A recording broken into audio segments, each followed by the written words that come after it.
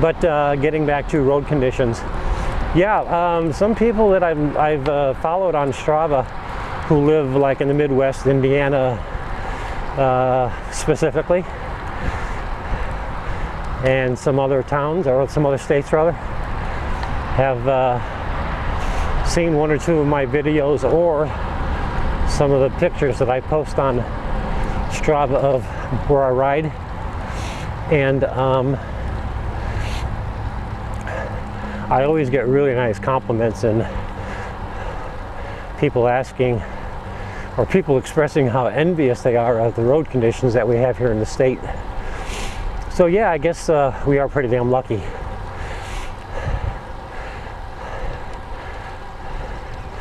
I used to ride down this way every so often, and this was one of the roads I used to just absolutely curse. I mean, the potholes and everything were absolutely horrendous. But as you can see, I think the town heard my prayers and they paved this in the last year or so. So they really have improved some of the roads that were really in tough shape. And as a result, they make it even more enjoyable for us guys on a bike. Actually, the last time I came down this way, I think it was still a little icy on the roads, and I was worried about hitting some black ice. So it's been a while since I've come in this direction.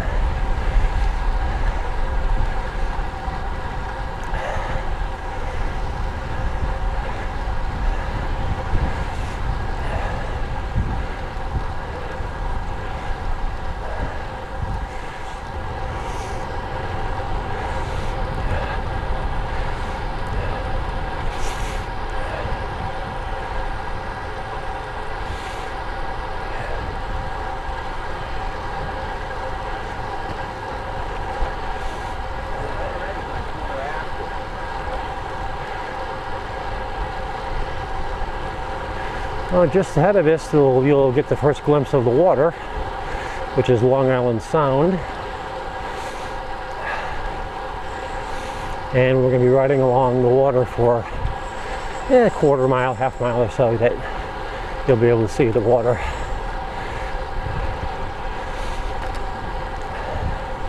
There isn't a lot of roads in Connecticut where, watch this guy here, not paying attention at all.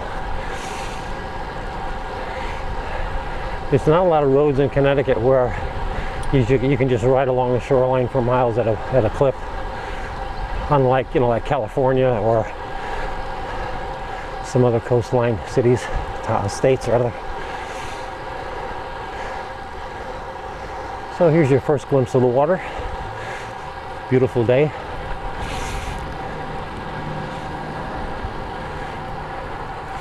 And this is a nice piece of road right here.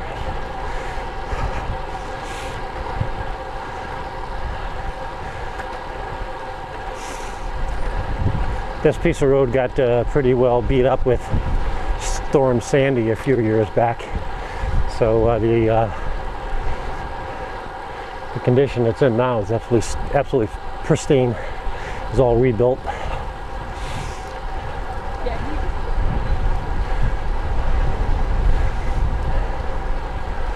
So this is Madison. This is the shoreline.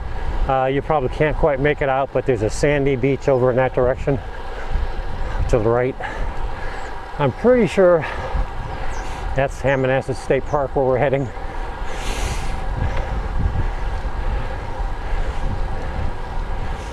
So it's not that far off from where we are.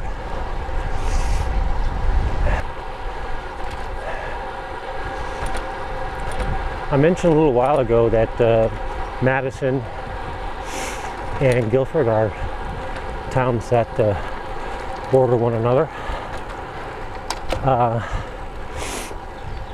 and we are shoreline communities. Well, there's an effort in Guilford to extend what they're called, extend what I believe they're calling a green trail, and it's a bike path and a path for walking and things of that nature. that Madison has already started. It's about a mile long in Madison, and there's been all of these referendums in town voting on whether or not the town should also do the same thing and connect up with the Greenway path that Madison has started. And every time they do bring it up to a vote, it's voted down because who's ever trying to run this project in Guilford never comes up with a map or a plan of where the hell this bike path is going to go. It's mindless to me. So like everything else in government, they've been doing studies for years. Once in a great while they come up with a proposal with nothing behind it other than this is what we'd like to do, but with no definitive plans, and they expect people to vote on it, not knowing where it's going to end up and how it's going to impact them. As an example, if you own a home, like let's say along here, if you own a home here and they want to put a path in, then the town essentially wants to cut across your driveway and your front lawn to put in a bike path. Well, shit, no one's going to go for that, you know? So that's the case in Guilford. They have voted down this bike path numerous times, and it's too bad, but practically speaking, I don't see how the hell they could ever pull it off.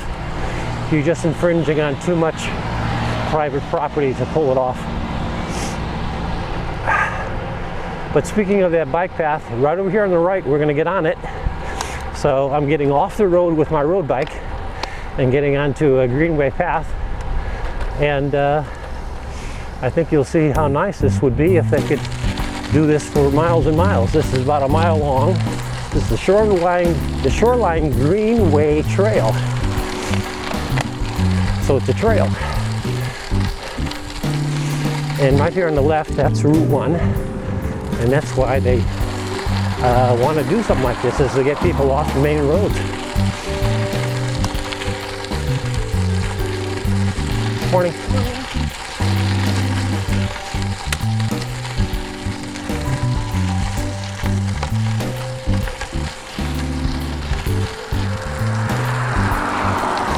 And actually, when Susan and I were first talking about her getting into cycling, we came here and we walked this path, and I was so impressed with it, and with the idea that it was going to be extending through Bradford and Guilford and connecting all the shoreline communities. I thought I'd give up my road bike and get a cyclocross bike or something that was a little more suited to these kind of trails, and we could ride together. But little by little I discovered, you know, it's a pipe dream, it's never going to happen. So, but yeah, this is absolutely a great piece of trail to ride on a bike. And I actually thought at one time, oh, maybe there is something to getting off the road and away from cars and riding along a trail. But I do like the sense of going from town to town and being on the road. Morning.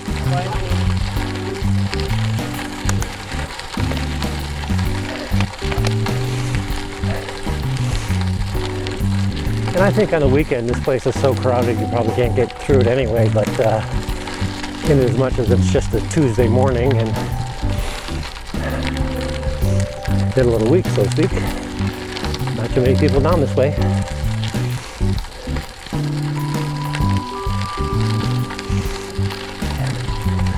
The other advantage Madison has in terms of putting in this trailway is that all the property that this cuts across is either state property or it's wetlands where no one could ever build anyway to begin with. So there's no real private property around here. But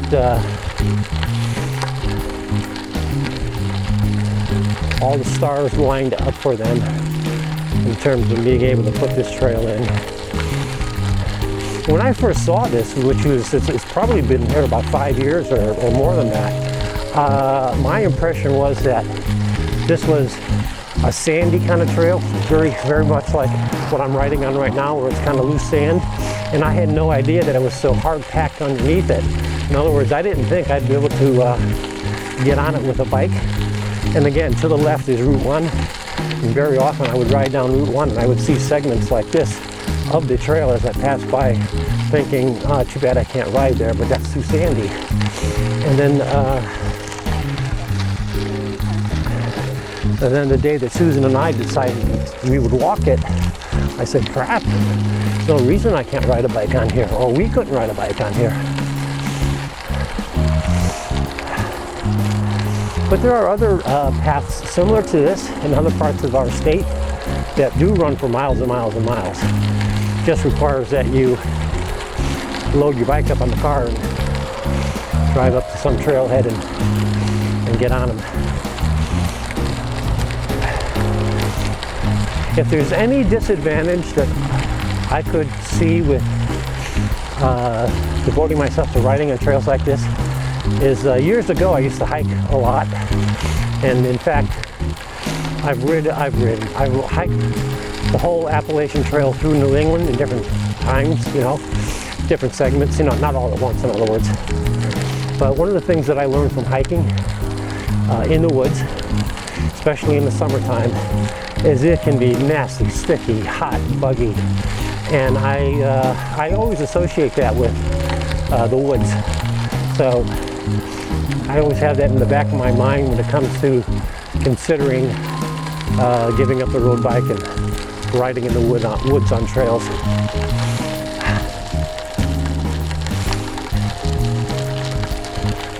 But that's just me. So here's the end or the beginning of the trail, depending on which way you want to look at it.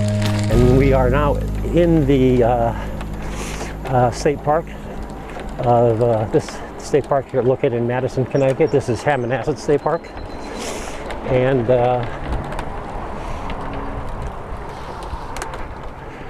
I'm going to be heading out toward Meg's Point, which is the furthest point of the beach area.